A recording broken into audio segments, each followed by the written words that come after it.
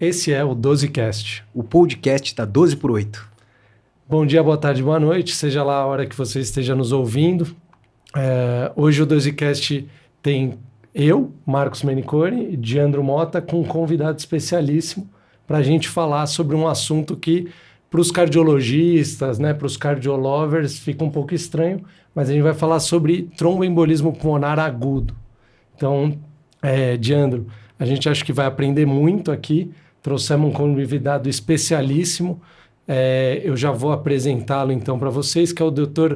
Leônidas Alves, é doutor pela USP e professor colaborador do Departamento de Cardiopneumologia e pneumologista do Serviço de Hemodinâmica do INCOR. Tudo bem, Léo? Olá, tudo bem? Bom dia, boa tarde, boa noite para todos. É um prazer já entrou no estar clima, aqui. No clima. É um prazer estar aqui. Vamos lá, vamos conversar sobre esse assunto tão legal. Vamos falar de circulação pulmonar. Acho que o ventrículo direito não é mais tão esquecido assim, então tá todo mundo gostando de falar de TEP, vamos falar de TEP. Ótimo. E para quem não sabe, o Leônidas ele é pneumologista, mas ele tem uma vivência enorme na realização de cateterismo direito lá no INCOR. Então, ele faz o procedimento, ele auxilia nos diagnósticos, né, nos laudos e na parte técnica também. Então, a gente vai apresentar isso, acho que é bem interessante. E, Diandro, para começar, acho que é muito legal de comentar para o pessoal se situar da importância do TEP agudo, né? Da gravidade que é o TEP agudo e como é importante nós, cardiologistas, ou mesmo quem não é cardiologista, qualquer médico que está no cenário de emergência e no cenário de UTI, porque o TEP é a terceira causa cardiovascular que mais mata, atrás de infarto e AVC. Então, isso é muito importante da gente lembrar. E uma coisa que é interessante, né, no Guideline Europeu de 2019, que é o mais atualizado que a gente tem, ele fala de, no cenário, tem um estudo que fez epidemiológico, no cenário de um universo de 6 países europeus, a gente teria, dos pacientes que morreram por TEP, 30% foi de morte súbita. Então, a gente já começa a ver que a gente não entende muito de TEP. Então, 30% morte súbita, e 59% praticamente que não foram diagnosticados, foi diagnosticados pós-mortem. Então, menos que 10% foram pacientes que realmente fizeram o diagnóstico e foram tratados.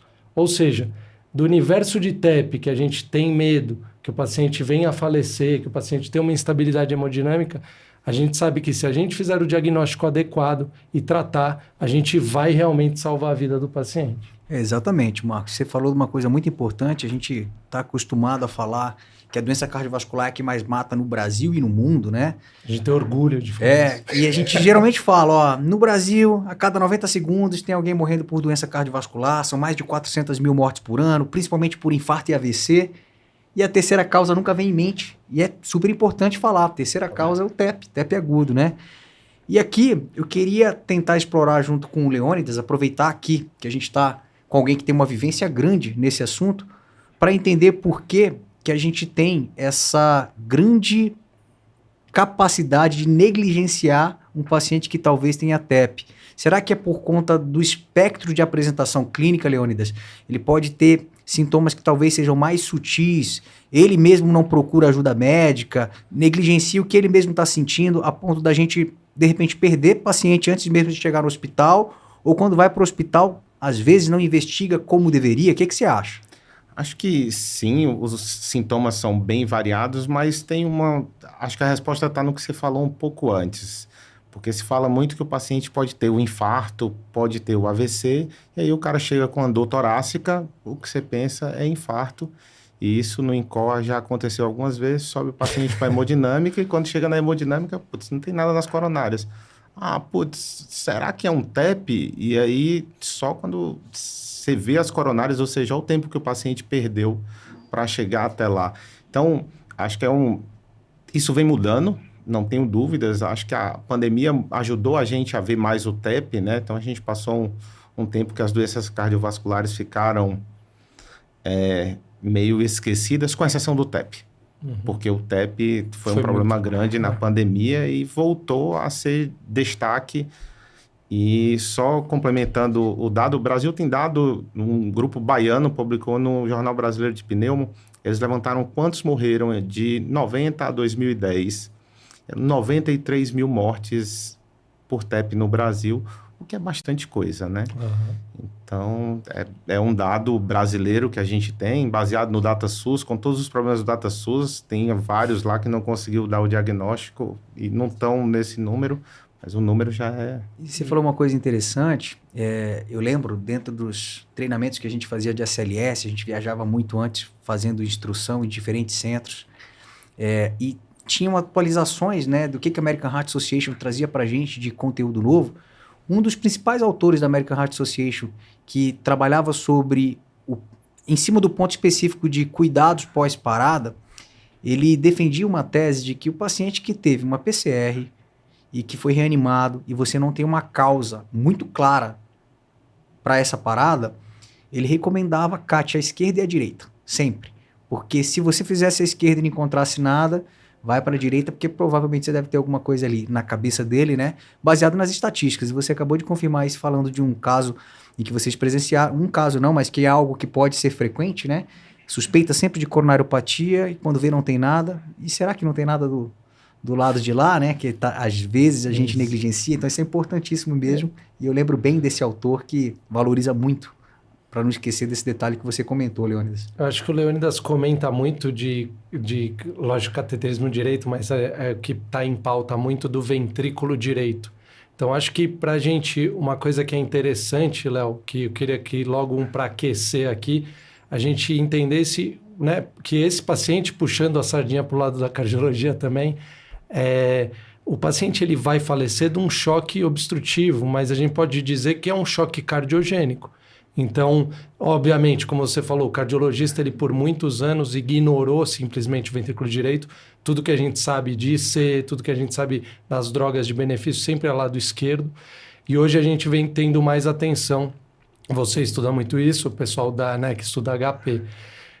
No TEP agudo, a gente tem essa sobrecarga aguda e isso que vai levar o paciente à morte. Então, isso que eu queria que você comentasse um pouquinho. Tem muita gente que acha que o paciente de TEP ele vai morrer de hipoxemia, ele vai morrer por falta de ar e, na verdade, vai evoluir para um choque obstrutivo, para um choque cardiogênico. É interessante como a gente evoluiu mesmo no ventrículo esquerdo, para a insuficiência cardíaca ventricular esquerda, como a gente evoluiu nos últimos anos. A gente vem evoluindo na insuficiência cardíaca do VD, mas bem menos. E se a gente for ver, nossa população está envelhecendo e está cuidando bem do VE e o VD mais ou menos. Então, o paciente chega com choque de ventrículo direito, será que o VD está parado porque a coronária direita fechou? Será que o VD está parado porque esse paciente tem uma hipertensão pulmonar, seja porque tem uma doença pulmonar obstrutiva crônica, uma fibrose pulmonar, tem uma hipertensão pulmonar, ou o VD faliu porque esse paciente tem um TEP? Então, tudo é o VD parando e as condutas são totalmente diferentes, né? O paciente que tem hipertensão pulmonar crônica, seja qualquer um dos 5 grupos lá da hipertensão pulmonar, quando ele tem a disfunção de VD aguda, esse cara você precisa tirar volume, você precisa dar inotrópico, você precisa descobrir qual é a causa. O paciente infarta o ventrículo direito, você deve considerar dar alguma coisa de volume, ver se estimula o Frank Starling. Naquele paciente do VD crônico, o Frank Starling já foi embora. O VD já está todo distendido. No TEP, a gente tem alguma coisa entre os dois. A gente não tem um VD crônico, é um VD agudo, mas ele está com uma sobrecarga pressórica que está impedindo ele de bater. Tem uma pós-carga aumentada e essa pós-carga ele está tentando vencer essa pós-carga. E aí, se posso fazer um pouco de volume? Não posso fazer um pouco de volume? Se for fazer, tem que ser muito pouco e sabendo o que você está lidando. Então, se souber, de novo, a chave do choque cardiogênico pelo VD, tem que ver antes como está esse VD. Se é um VD agudo, se é um VD crônico, e se for um VD agudo, por que ele está sofrendo? E eu acho que isso é muito legal e muito interessante para começar a entender como no TEP o paciente vai acabar morrendo de um choque cardiogênico obstrutivo. E eu acho que é importante a gente reforçar aqui, né? Quais são as apresentações clínicas mais comuns, né? Para que a gente não negligencie e que a gente lembre que pode estar com o paciente num cenário de urgência ou emergência, num pronto atendimento, para não pensar somente em síndrome coronária aguda. Então, se a gente está falando que confunde às vezes com síndrome coronária aguda, a gente está falando talvez que a dor torácica seja um dos sintomas que podem ter de apresentação, a dispneia também. E além disso, que mais? Além da dor torácica e dispneia? O clássico é o paciente que chega taquicárdico e desaturando. Mas é muito comum só a taquicardia, tá? A dor torácica tem um motivo para ser, né? Se o paciente chega com TEP com a dor torácica, muito provavelmente já está pegando, tem alguma base pleural. Então, aquele seu TEP não vai ser um TEP muito pequeno, se aquela dor é pelo TEP. Por quê? Porque fez uma área já de infarto, digamos assim, que já está dando dor. Então, além da dor torácica, da dispneia, o paciente chega com potencialmente saturando, com taquicardia. Tem um trabalho de 2010, 2011 do New England que ele fala que 11% das síncopes que chegavam no pronto-socorro, ao final, era diagnosticado como TEP. Isso Então, para mim é uma loucura. Acho que falam muito pouco disso, mas a apresentação do TEP agudo ser síncope, a gente sempre levantar essa bola é interessante, né, Léo? E a gente pode discutir assim, putz, o cara que chega com síncope, dá para considerar que esse cara é um risco intermediário ou ele é um alto risco? Porque se ele fez uma síncope... Aí é outra discussão. E aí você vai dizer, putz, esse paciente merece muito cuidado. A gente não pode... e aí, voltando à palavra negligenciar, né? O paciente que chega com síncope, ele potencialmente é um problema muito grande. Ninguém é para desligar e ligar novamente. E TEP tem que estar nessa... Perfeito. Interessante. E indo, Marcão, do alfinete ao foguete, né? A gente quer começar do início aqui. Então, você já falou da apresentação clínica. O paciente chegou com sinais e sintomas e meu exame físico já me faz pensar na possibilidade de TEP. A gente continua utilizando aqueles fluxogramas ou aqueles scores preditores para pensar se eu já tenho uma probabilidade elevada de ter TEP ou não. A gente fala muito de Wells, Genevra modificado. Como que está isso atualmente? Você citou a diretriz de 2019. Continuamos recomendando esse tipo de abordagem? Existe nas diretrizes, né, Léo, eles comentam do tromboembolismo venoso, que acaba sendo, na maioria das vezes, a origem. Então, não dá para a gente não falar do score de Wells, do risco do paciente idoso, do paciente oncológico, do risco com trombose prévia, né? Então, do paciente com hospitalização recente, mobilização recente, muitas vezes fratura ortopédica. Então, esse é o cenário que a gente sempre lembra muito, né? Lesão ortopédica, hospitalização recente, idosos, câncer. Esse é o perfil do paciente que normalmente evolui para TEP. E dentro disso que a gente estava falando, você viu o risco dele, a gente pode até avaliar a perna, fazer um Doppler da perna, comprovando uma embolia profunda, a gente já aumenta mais a possibilidade do TEP.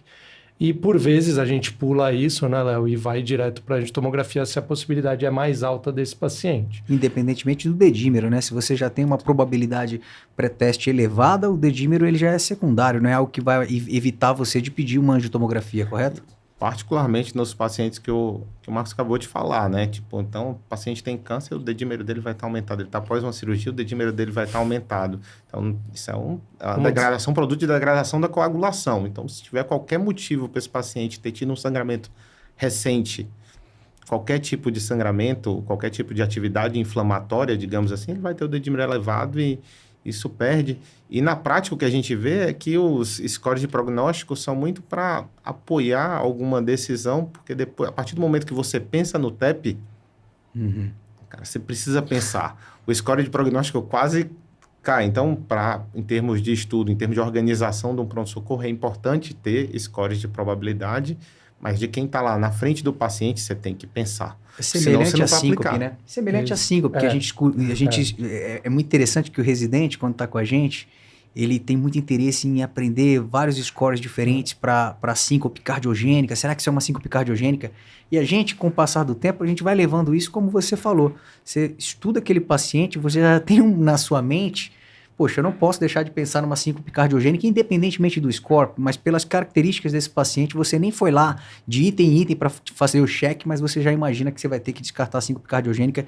Aqui eu acho que vai no mesmo racional. Uma dúvida que eu acredito que seja pertinente para o momento que a gente vive da nossa medicina. Você falou várias características, né, Marcão? Paciente que está acamado, fez cirurgia, uma viagem prolongada, paciente que tem câncer.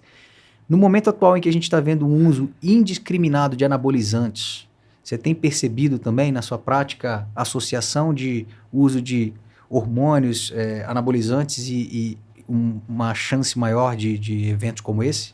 Acho que os anabolizantes têm se mostrado mais presente na gente, acho que na parte cardiológica mais ainda, né, do que na parte pneumológica, digamos assim, porque a gente acaba sendo TEP, mas geralmente o paciente tem uma coisa a mais. Então, o paciente que eu tenho visto e tenho visto com alguma frequência, e tem estudos mostrando que é um fator de risco realmente para tromboembolismo venoso, ele tem uma coisa a mais. É o cara que usa anabolizante e viajou, fez uma viagem longa. É o cara que usa anabolizante, e aí era uma paciente recente que eu tive, ela usava anabolizante e fez uma cirurgia plástica. E aí, na cirurgia plástica... Então, poderia ter sido sem o anabolizante? Sem dúvida poderia, mas parece muito que é um potencializador, né? Semelhante ao que a gente fala da associação de anticoncepcional oral com tabagismo, né? Por caso que também potencializa, né? Eu acho que a gente vê até pouco, sabia, Diante? Porque se você for ver em atletas que usam... Atletas, não sei se dá para chamar de atleta o cara que usa anabolizante, mas o pessoal que usa anabolizante e faz algum tipo de competição, eles usam anabolizante, depois tomam diurético e os caras secam, ou seja, tipo, acho que a gente diagnostica pouco, porque deve ter muito mais. Perfeito. E aí sempre lembra da miocardiopatia hipertrófica quando algum atleta acaba morrendo e... Putz, verdade. Às vezes pode ter sido um TEP, se não foi para autópsia, é uma possibilidade. Perfeito. Eu acho que, finalizando a questão de apresentação clínica, Diandro, é importante a gente falar aqui. Então, só ao redor de 40% vai ter hipoxemia, que o Léo falou. Muitas vezes é só taquicardia e uma taquicardia sinusal, né, que às vezes é desvalorizada. Então, o paciente chega lá, 110 de frequência, tudo, e o eletro. Todo mundo lembra desse 1QT3 e tal, mas é importante dizer que as alterações de eletro, elas são normalmente presentes em pacientes de maior gravidade, né? E a sensibilidade é baixa desses exames. Então, da alteração, a gente pode ter uma inversão de T de V1 a V4, pode ter um padrão de BRD, até um BRD incompleto. Então, e o S1QT3, mas que é realmente assim, você não espera encontrar, sabe? Quando você espera, você deve valorizar e somar com a clínica. Eu acho que se o Léo quiser terminar essa questão de apresentação, me lembra muito a questão de dissecção de aorta, que é, se você suspeitou, você não vai ficar tranquilo até fazer angiotomo, porque nada vai te dar resposta. Lógico, com poucos ali, aí um VD dilatado, talvez você fale, pô, é realmente. Mas é difícil, né, você ficar tranquilo depois da hipótese... Sem descartar com uma angiotomografia. Mas e aí vou puxar até a sua tomografia de aorta, né? Teve um tempo que, em alguns locais sem evidência, até onde eu sei, começou a advogar que o paciente com dor torácica ele devia fazer 3 tomografias imediatamente. Devia fazer coronária, aorta e TEP. Triple rule out. Exato. E aí, isso acabou, hoje em dia, diminuindo, porque acaba onerando o sistema, um tempo de exame grande, e você está perdendo tempo para tratar o que interessa, porque seja um TEP, seja um infarto, seja uma dissecção de coronária, o tempo que o paciente vai estar gastando para fazer os outros 2 exames, considerando que o tempo de contraste é diferente. O tempo de contraste... você está perdendo tempo para tratar a coisa certa. Então, a tendência é você tratar. Outro detalhe também, só para puxando o que você falou do S1Q3T3, é outra coisa do paciente com hipertensão pulmonar que a gente vê muito. Porque o que é o S1Q3T3? E aí você pega um paciente com hipertensão pulmonar que tem uma disfunção cardíaca direita importante, o VD dele é hipoxêmico, o VD dele grande muitas vezes, então tem uma sobrecarga do VD crônica, e ele chega no pronto-socorro porque está com uma dor inespecífica, uma dor de garganta. Alguém diz assim, faz um eletro e diz assim, putz, é um TEP, tem que anticoagular, porque quando vai fazer o eco lá, o paciente está chocado e, na realidade, aquele choque crônico do paciente com IC esquerda, a gente tem o choque crônico do paciente com IC direita. Então, só cuidado com os diagnósticos exatos. Ah, não, putz, é muito sugestivo desde que a história toda e o seu paciente vá junto com a história. Não pode esquecer da probabilidade pré-teste, né, Exatamente. Leônidas? Sempre levar a probabilidade pré-teste em consideração para E você. acho que o que o Léo comentou é isso, né? Você está vendo a sobrecarga do VD, um desvio de eixo ali praticamente. Então, quer dizer, todos esses indícios é que o VD tem doença, pode ser crônica, pode ter outras etiologias, um pneumopata. Então, é muito mais comum do que a gente encontrar. Lógico, a gente trata mais coração esquerdo, mas é muito comum, como o Léo disse. E aí, Léo, acho que a gente indo para a parte de estratificação de risco, e aí eu acho que é um ponto bem legal da avaliação do TEP, que a gente é uma doença que a gente pode tratar ambulatorial, né? Hoje em dia até facilitado pelos DOACs e tudo, até um paciente de UTI morrer em poucas horas, como a gente falou. Então, eu sempre comento com residente de clínica que eu convivo e tudo, TEP é uma doença, assim, acaba assustando mais às vezes do que o infarto, que é a doença que o cara vai vir conversando e às vezes vai morrer no seu plantão. Então, eu já vivi isso, vocês já viveram, todo mundo já viveu isso. Então, uma coisa que eu acho legal da gente comentar, Léo, da estratificação de risco no TEP não queria elucidar bem PESE 1, 2, 3, 4, 5. Então, vamos lembrar, PESE 1 e 2 pode ser avaliado ambulatorial, né, tratamento ambulatorial. O PESE 3 é orientado à internação. E o 4 e 5 seria a internação mais UTI. Mas eu acho que o mais importante no TEP, na avaliação de pronto-socorro, não é isso. Acho que a questão é, o TEP de alto risco é o TEP que ele tem indício clínico que ele é grave, né? Então, é o paciente taquicárdico, é o paciente que você está hipotenso, ou está com uma sistólica ali de 90, né? Começa a ficar mais hipotenso. É o paciente taquidispineico que não melhora com a sua terapia inicial. Então, eu acho que como que eu classifico o TEP? Baixo, moderado ou alto risco? O alto risco, e é o paciente de maior atenção, ele está na sua cara antes de PES, antes de qualquer coisa. Não é isso, Léo? E é muito legal, assim, porque ao contrário da escola de probabilidade pré-teste, eu acho que à medida que você ganha confiança, ele fica quase inutilizado. Eu acho que se perguntar para vocês dois aqui qual foi a última vez que vocês usaram o Wells, não vai ter sido precoce. Se perguntar, você vai ver e vai...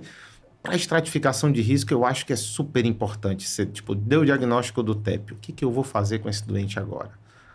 O PESE já te dá uma orientada boa. Esse final de semana a gente estava no hospital... Esse final de semana não. Anteontem à tarde.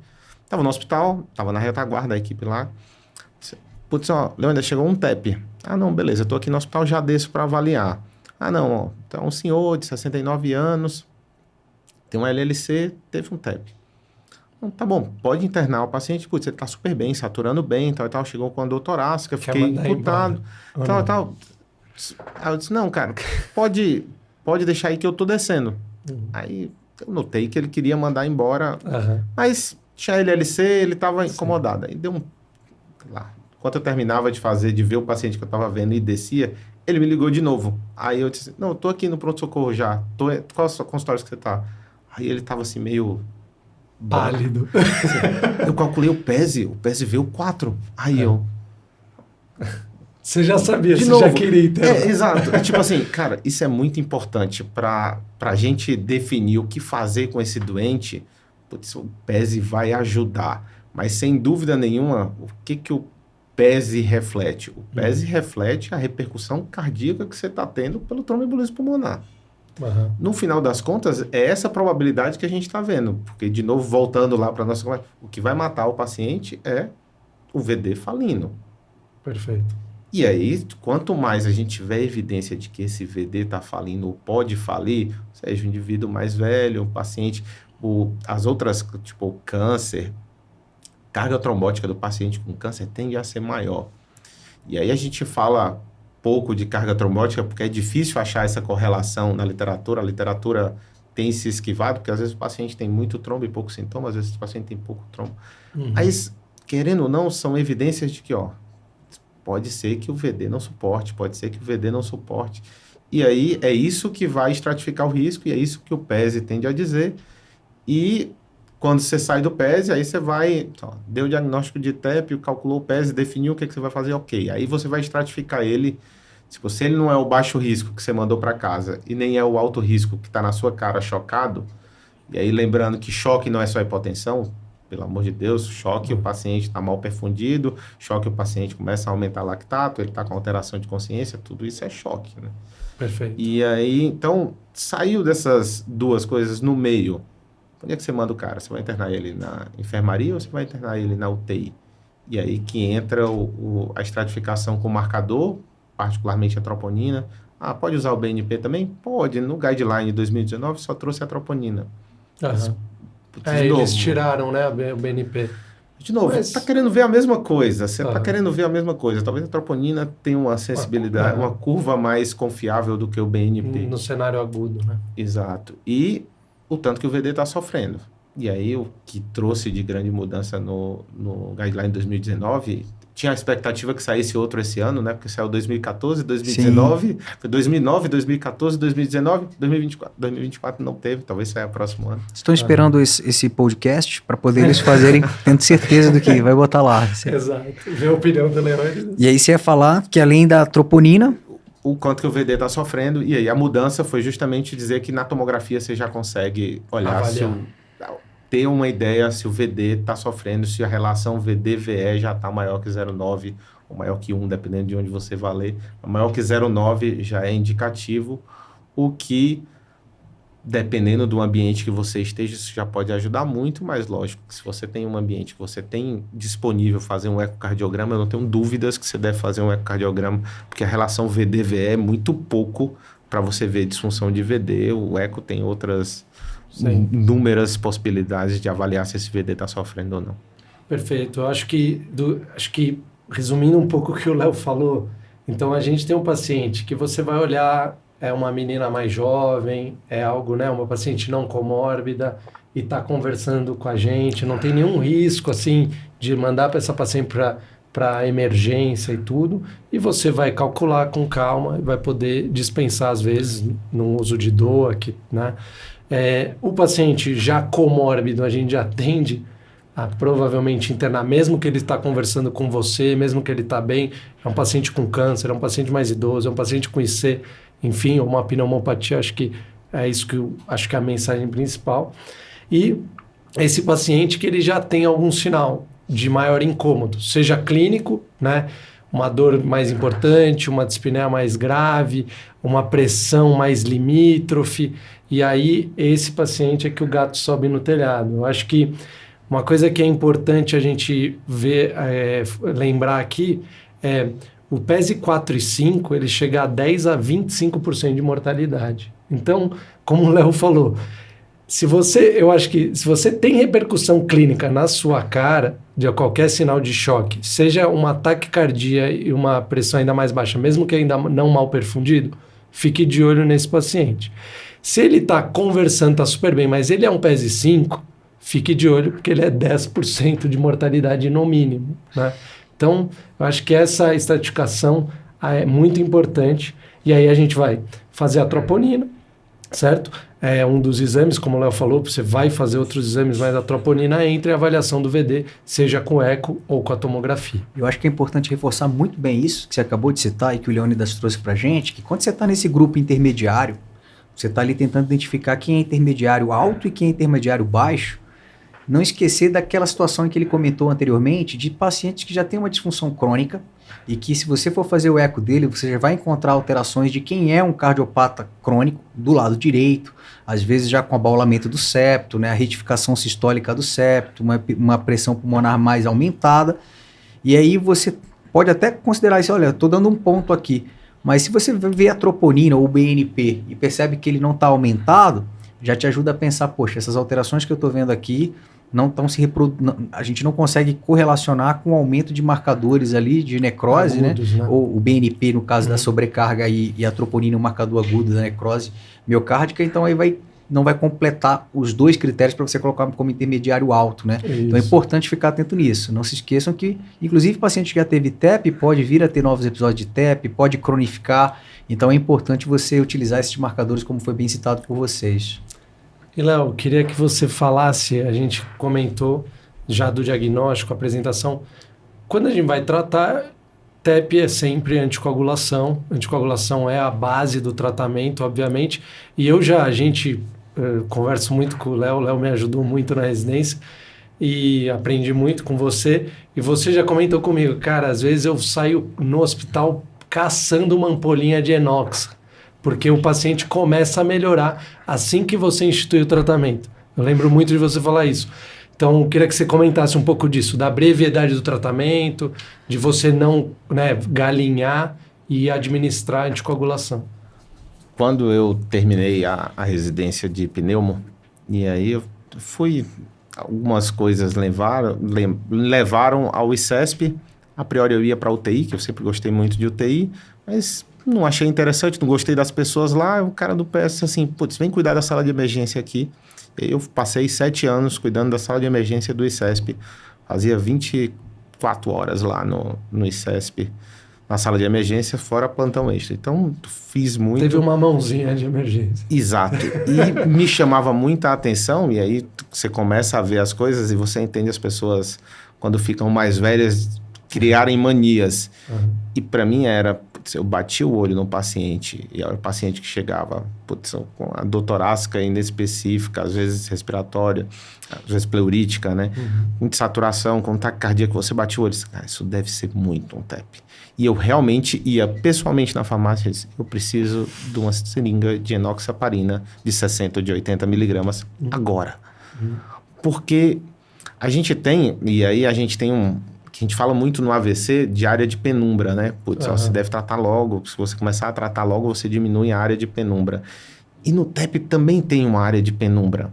Então, tem uma área que se você faz a heparina, ela tem um efeito anti-inflamatório, né? Então, não é que você vai dissolver aquele trombo que está lá causando, mas aquela área que está mais inflamada, que está com a área já começando a desencadear a cascata da coagulação, porque simplesmente está mais inflamado por conta daquele trombo que está entupido tudo, aquilo ali faz muito diferença.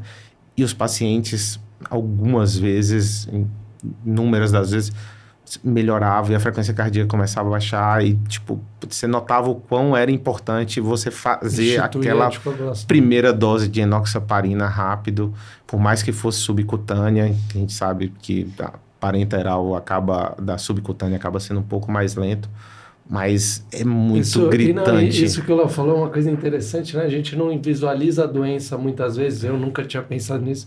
Você visualiza como o TEP formado aqui, mas uma vez que você fecha o fluxo, a tendência é essa área de necrose, né, do pulmão e tudo, como você falou, vai trombosando o resto consequentemente, né? É um infarto. Então, exato. E você vai, quer dizer, às vezes a área era muito menor, mas vai se estendendo, vai inflamando, vai trombosando mais. Exato. E aí a gente... Então, é baseado muito nessa fisiopatologia que realmente existe. Você vê que não é só a área que está lá fechada do trombo. Você vai para a autópsia, a área ao redor já está... Não é só o que fechou ali, mas a área ao redor já está infartada. Uhum. Então, você pode perder ou não aquela área de penumbra. E acredito que isso seja o efeito dos pacientes melhorarem, às vezes rapidamente, mas às vezes não melhora. Sim. E aí a gente entra num ponto, Léo, que eu acho que é muito interessante e justamente, eu acho que uma vez que você fez o diagnóstico de um TEP, pese alto, taquicárdico e tudo, por mais que não esteja ainda num choque, então vamos pôr ele como moderado alto. Acho que uma coisa interessante é a avaliação sistemática desse paciente, né? Porque o principal é, a grande maioria com anticoagulação ele vai ir melhorando, certo? Os pacientes que deterioram aí pelos estudos entre 10% e 15% aí que deterioram dependendo da coorte nas próximas 24, 48 horas, esses pacientes que a gente vai escalonar a terapia, certo? Ou pensar em reperfundir e não simplesmente anticoagular. Então, como que você faz assim, ou vê essa questão da avaliação seriada, não largar, quer dizer, comecei, beleza, já ganhamos o jogo, né? Eu acho que essa avaliação seriada é muito importante.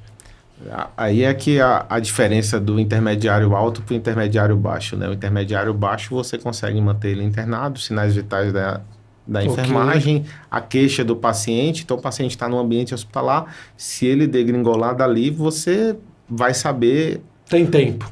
Exato, você tem... O intermediário alto, você talvez não tenha o tempo. Por isso que ele precisa ficar monitorizado, idealmente numa UTI, ou numa UCO, ou num ambiente que ele esteja monitorizado, porque a partir do momento que ele começa a ficar mais taquicárdico, a pressão começa a cair, opa, esse paciente está deteriorando, você deve agir de maneira mais enfática, mais agressiva do que simplesmente manter a anticoagulação dele.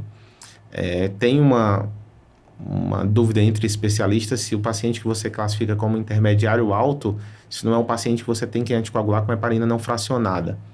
Qual é o racional disso? É porque o paciente que tem o maior risco de deteriorar, precisar de trombólise. O grande problema da trombólise sistêmica é sangramento.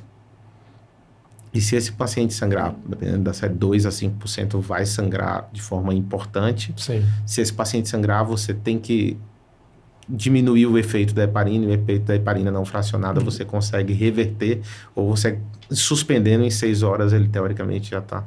Então, tem-se essa dúvida.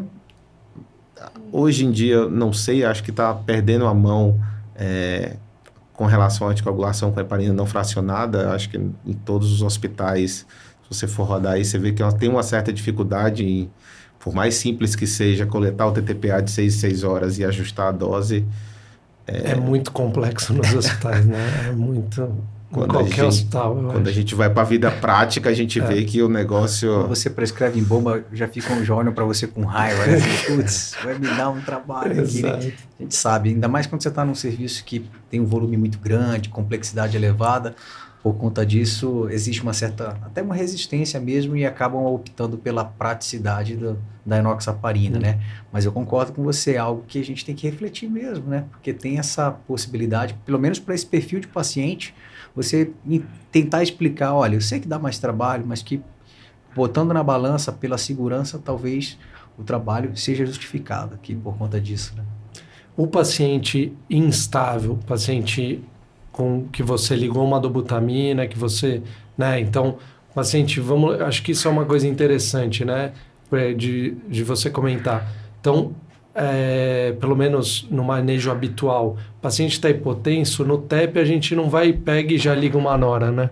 Então, acho que isso é uma coisa que é interessante, a gente pode tentar, como você falou, um limiar de volume, às vezes ele responde, dependendo da gravidade, e muitas vezes a gente nem utiliza o vasopressor como primeira opção, uma vez que a gente entende que é a disfunção do VD que está levando à hipotensão desse paciente ao baixo débito.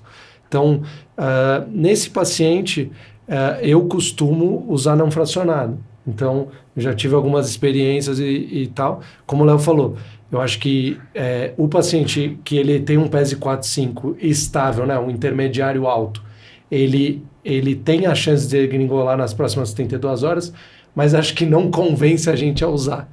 Agora, o paciente que está nessa condição, então, pensando em inotrópico, pensando às vezes até numa intubação, alguma coisa assim, aí acho que o ideal é sempre não fracionado, porque a tendência é você trombolizar esse paciente, né? Eu concordo com você. E é diferente quando você entende a doença, né? Tipo, não, putz, eu não posso ligar uma nora. Você pode ligar uma nora, mas o que a nora vai fazer? Exato. Você não está tratando um choque séptico, que o paciente está vasodilatado. Ele não está vasodilatado.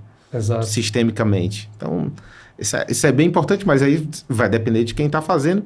E é comum a gente precisar de uma dose baixa de nora quando vai ligar a dobuta, mesmo nesses casos.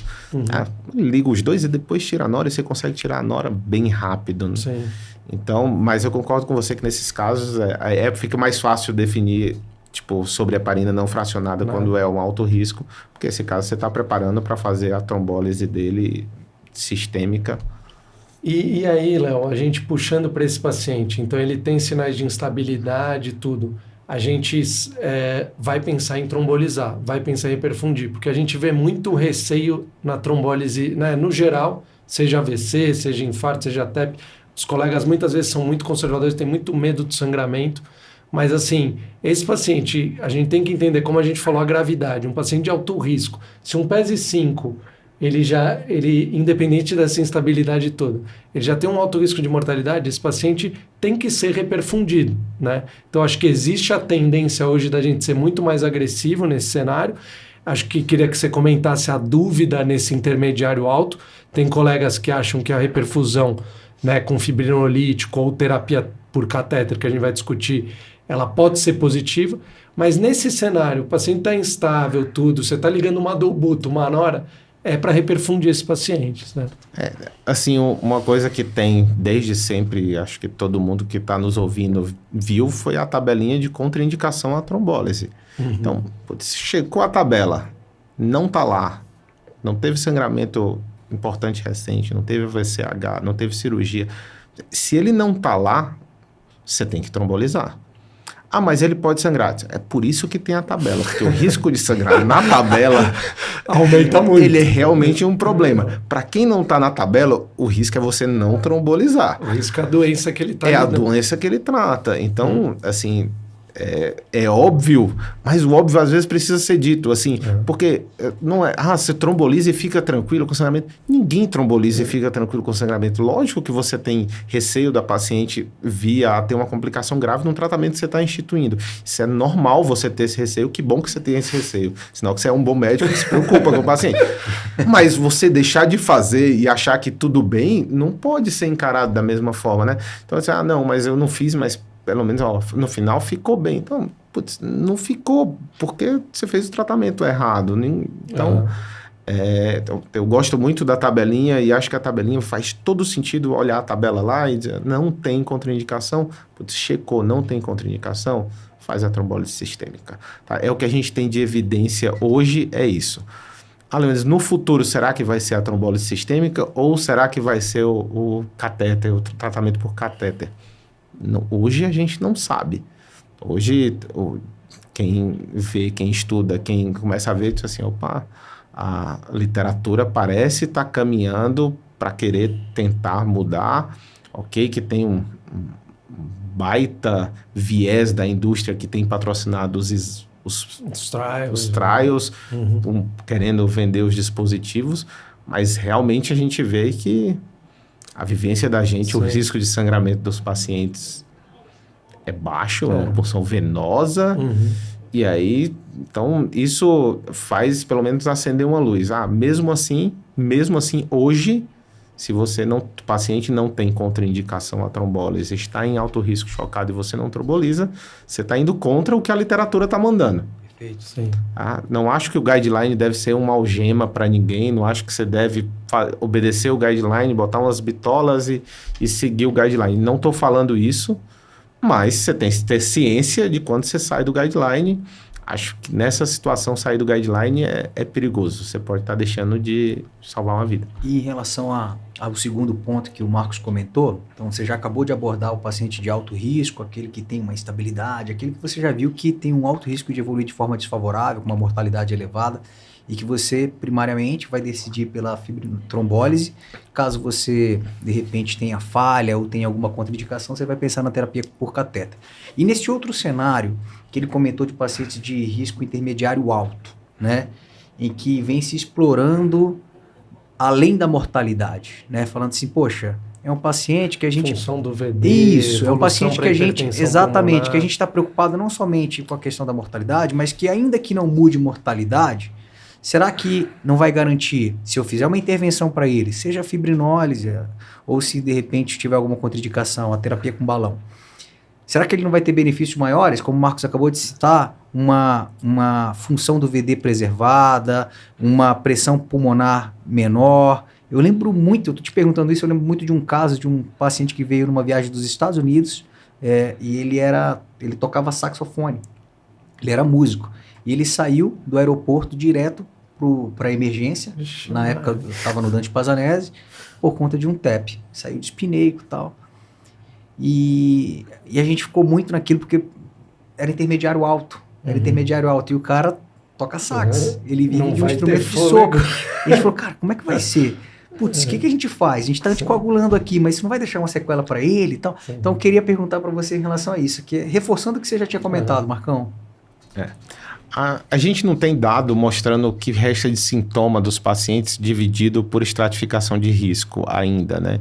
Tipo, acho que com o tempo os dados vão chegar e a gente vai poder ver o que parece óbvio pra gente, né? O paciente que teve o TEP mais grave sai com mais sintoma do que o paciente que teve o TEP menos grave.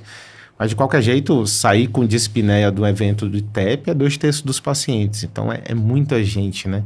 Nossa, então, isso é importante. Né? Então, pós-TEP tem que ser cuidado e tem que ser avaliado com muito cuidado. Se o que a gente faz no evento agudo vai fazer diferença ou não, falta um chão muito grande da evidência caminhar para isso, mas é uma preocupação que a gente tem, porque isso é lógico, é fisiológico, a gente não precisa ter evidência para tudo, né? Mas, então vamos lá, o intermediário alto, tem um estudo chamado Muppet, que ele pegou o TEP submaciço e deu meia dose de trombolítico, e com meia dose de trombolítico os pacientes não sangraram e tiveram alta mais precoce. Esse estudo meio que morreu, porque, não sei te dizer porquê, mas foi muito na linha, porque logo depois saiu o peito, e o peito mostrou que os pacientes de risco intermediário, ou que os americanos chamam de submaciço, e a gente já chama de intermediário aqui, que é a mesma população com nomes diferentes. Então, será que vale a pena correr o risco de sangramento se a sua mortalidade está... Você não muda a mortalidade? E aí isso foi um argumento pesado para que a gente diminuísse nossos anseios de tentar trombolizar os pacientes que tinham o risco submaciço, porque você não alterava a mortalidade. E, de novo, não aumentava evolução para TEP crônico, que foi o que foi avaliado, né? Mas e a qualidade de vida? Isso sintoma? Isso não sabemos. A priori não teve nenhum sinal. Mas será que vale a pena tratar esse paciente? Acho que a gente tem que considerar muito, assim, tipo, tem que ficar de olho nesse paciente. Eu acho que faz muito sentido o tratamento percutâneo, mas, de novo, eu tenho um viés de trabalhar em centros muito bons, que quando fazem o procedimento, tudo dá muito certo, tá? A partir do momento que isso vira uma recomendação de guideline, como isso vai ficar na vida real? Na vida real, saindo do meu mundinho daqui, eu não sei. E aí vem a importância de ter registros de TEP, de ter isso mostrando como esses pacientes estão se comportando. Então, não tenho dúvida do alto risco que tem contraindicação. Tenho dúvida se no futuro a gente vai ter que fazer trombolítico sistêmico para esses pacientes. Perfeito. Isso eu tenho dúvida. Eu acho que, só aproveitando, que é muito legal isso, o Léo comentou do peito, que é o principal, né, que tentou provar a trombólise nesse cenário mais duvidoso do intermediário alto, que mostrou que teve menos deteriorização da parte cardíaca, hemodinâmica, às custas de sangramento. Então, foi pior em sangramentos maiores. Então, como não reduziu mortalidade, isso que o Léo falou, ele deteriorou menos, ele precisou, né, ele teve menos repercussão clínica, hemodinâmica, UTI, só que eles não morreram menos, né?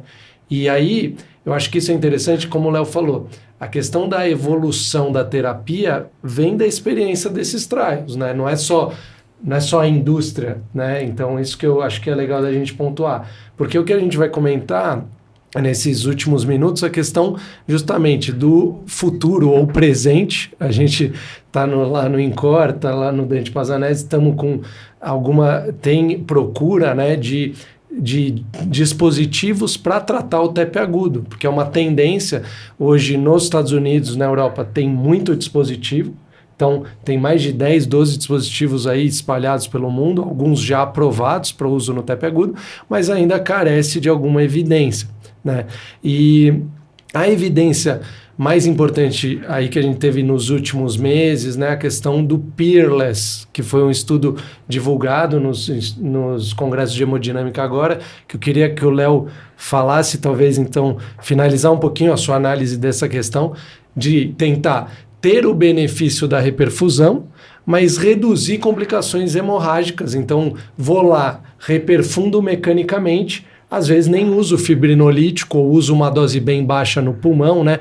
Então, assim, eu acho que para a galera entender por que é atrativo você levar para hemodinâmica, funcionar, subir e tal, né, reperfundir o vaso, se eu tenho o trombolítico? Porque é justamente essa balança. Talvez a gente consiga reduzir hemorragia e reperfundir o vaso, apesar disso, como você falou, tem que ainda ser mais provado. Queria que você falasse um pouquinho dessa... Vamos lá. O grande problema do Pierre-Lez é que ele pegou pacientes, a maioria deles, risco intermediário, ele tem uma subanálise com risco alto, mas ele pegou risco intermediário, e dentro do risco intermediário ele comparou o dispositivo que 58% era o ECOS, que era um dispositivo que joga o trombolítico sistêmico em doses baixas, o catéter com trombólise dirigida, e trombectomia mecânica, que foi o FlowTriever. Então, ele comparou basicamente duas terapias intervencionistas, percutâneas. Né? E ele deixou de lado um terceiro braço, que é o braço da orientação que a gente tem para tratar hoje em dia, que é a anticoagulação. Manter o paciente só com anticoagulação plena. Então, o grande problema desse trial é esse. Tem outro trial que já está fechado, que é o High Peito, que teoricamente ele vai comparar isso. Ele vai comparar você tratar com catéter, tratar percutâneo versus anticoagulação plena. Que está mais alinhado com o que a gente faz e com as orientações, né? Com a nossa discussão aqui, que é a dúvida que a gente tem, que é o que o Diandra acabou de perguntar. Putz, você não acha que só a anticoagulação plena é pouco? É pouco para esse cara que está tão ruim? E eu realmente acho e tenho esse anseio, mas a evidência, por enquanto, só fica comparando entre os catéteres ou fazendo trials com braço único. E acaba sendo intuitivo pensar assim, Marcos, porque a gente está batendo papo aqui entre 3 pessoas que estão participando de trials, né, nessa linha, vocês dentro da sala de hemodinâmica e eu também acompanhando, né, como clínico, mas dentro da sala de hemodinâmica. É impressionante ver como é imediata, né, a resposta.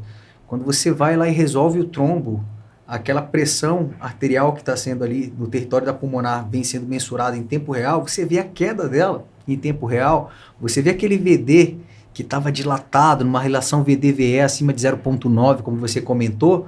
No dia seguinte você repete um eco, você já vê que tem uma melhora da dimensão dele, a pressão sistólica da artéria pulmonar reduziu, queda dos valores de troponina e BNP, e repete a tomografia, você consegue também ver que teve essa melhora comparado com o que tinha antes.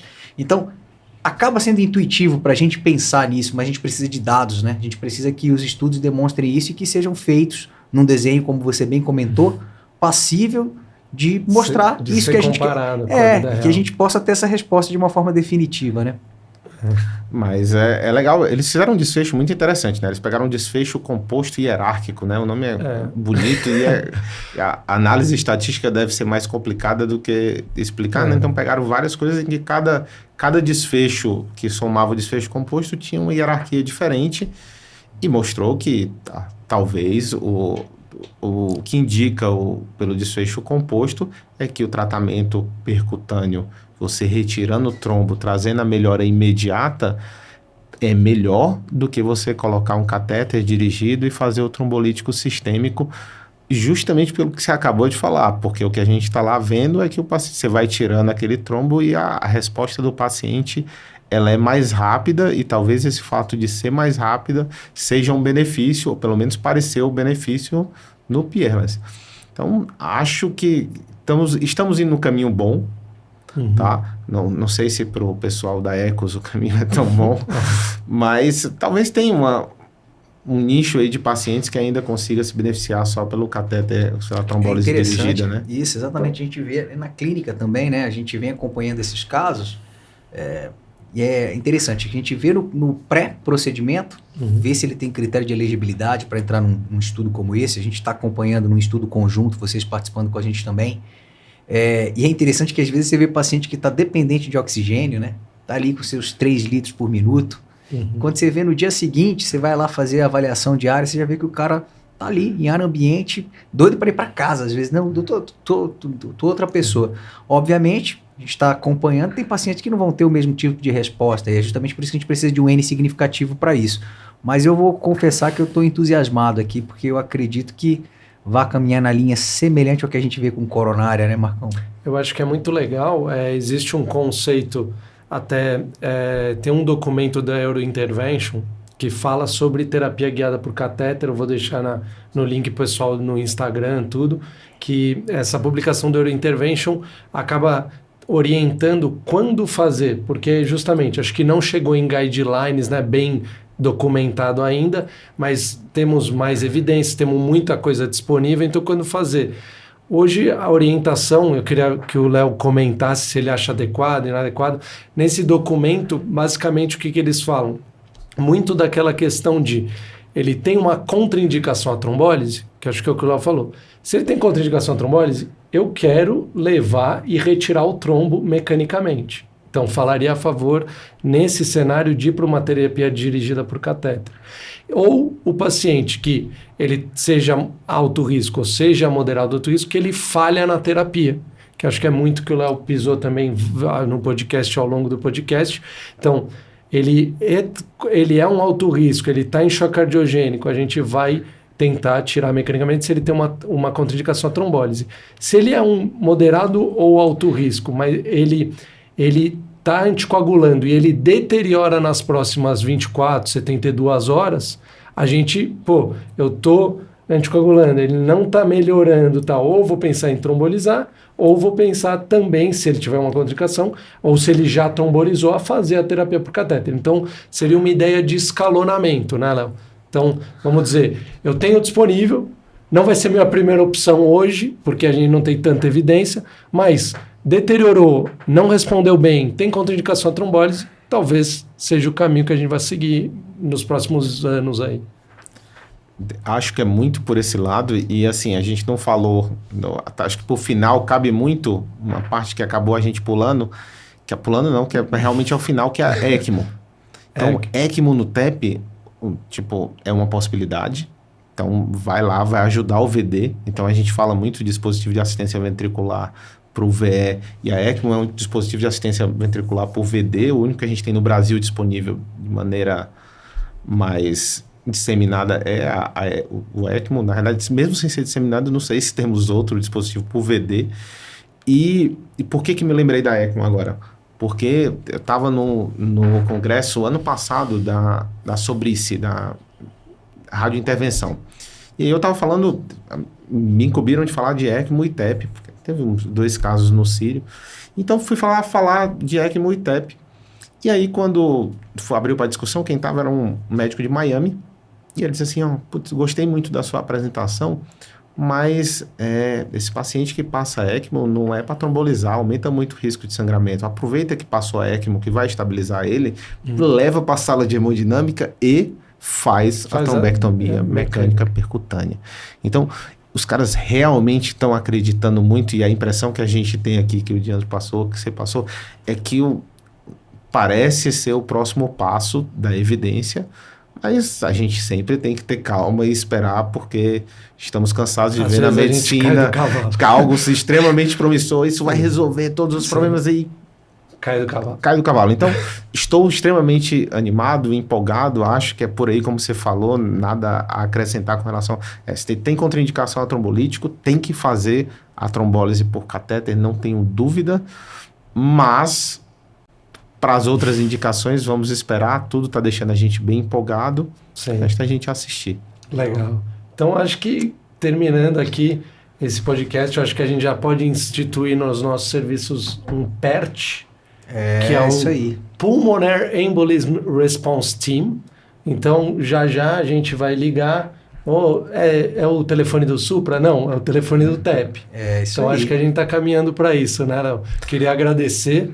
Acho que aprendi demais nesse podcast, foi muito rico. Queria que você passasse alguma mensagem final, pode olhar para a câmera, enfim. Queria só agradecer aqui, Diana. Eu vou só agradecer o 12Cast, é muito legal falar, eu sou realmente um apaixonado pela circulação pulmonar, então é um prazer. Quando quiserem falar de hipertensão pulmonar, estou à disposição também. Então, sou apaixonado. Continuem pensando no TEP aí. Acho que a ideia que você falou de ter um PERT, acho que todo hospital deveria ter, ou pelo menos ter algo bem estabelecido de quem chamar na hora de, não, preciso agora resolver se eu vou trombolizar ou não trombolizar, ter pelo menos 2, 3 pessoas que conheçam alguma coisa da doença para poder discutir. E é isso, obrigado novamente. Eu queria só agradecer também, Marcos, pela oportunidade de bater esse papo com o Leônidas, esclareceu muitas dúvidas, nossa, né, de quem está no pronto-socorro. Eu ainda faço a emergência ali, Leônidas, quase que diariamente, e é muito importante esclarecer algo do nosso mundo, do nosso dia a dia, como eu citei anteriormente. A gente também tem um registro lá no nosso hospital relacionado a quadro de TEP, para vocês terem uma noção da quantidade de suspeita. Em 27 meses, né, de janeiro de 2021 até março de 2023, foram 387 casos que a gente suspeitou de TEP, fez a investigação, desses 84 foram confirmados, uma idade média de 62 anos, e a gente estudou localização, 40% proximal, 40% segmentar, 20% subsegmentar, e mortalidade de 5%, e geralmente naqueles pacientes que tinham PES elevado, como você falou, Marcão, e risco intermediário alto. E agora eu consigo entender ainda mais um pouquinho da complexidade que é. Você trouxe muita luz para a gente conseguir seguir melhorando cada vez mais. Então, obrigado, Leônidas, pela oportunidade de debater esse tema com você. Obrigado, Marcos, por ter me convidado para estar aqui. E tenho certeza que a gente vai ter que convidar o Leônidas em breve novamente, porque assim como endocrinologista e cardiologista está empolgado com o que vem saindo em termos de obesidade, eu acho que no mundo do TEP a gente vai ter muita novidade aí nos próximos anos, e ele vai ter que ser uma figura que vai ter que vir aqui mais de uma vez, viu, Marcão? Tá mais que convidado. Obrigado, Léo.